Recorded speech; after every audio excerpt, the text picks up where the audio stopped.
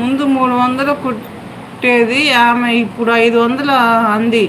పో, ఎందుకు అంత కోపం నేనంటే మీకు? అదే ఇందా చెప్పాను కదా, ఎందుకు అంత కోపం అని అడుగుతా. కోపడలేదు నాన్న. ఇప్పుడు నాతో మాట్లాడు. నా అక్క ఏం చేస్తుంది, అంకుల్ ఏం చేస్తున్నాడు అంటే ఏం చెప్పాను చెప్పు. తెలుసు కదా అంకుల్ ఎప్పుడు దాకా లైవ్ ఆఫీస్ షాప్ కాడికి వెళ్ళాడని. ఎవరి మీద కోపను, నేను చక్కగా చదువుకున్నానని చెప్తున్నా. ఇప్పుడు చదువుకునేటప్పుడు సరే కాసేపు లైవ్కి వచ్చావు, నేను కోపడ్డానా? కోపడితే ఇలా ఉంటుందా చెప్పు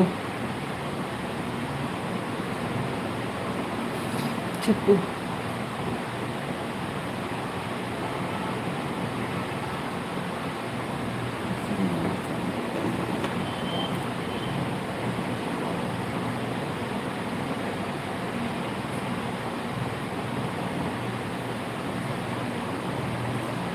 మంచిగా చెప్తేనేమో కోపడ్డానంటారు.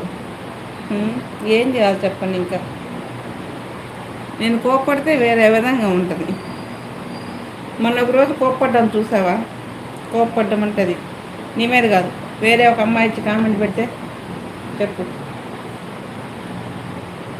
నీ మీద కోపడితే మాకేం వస్తుంది నాన్న చెప్పండి. నేనేమంటానంటే లైవ్లో నాతో మాట్లాడు, అర్థమైందా?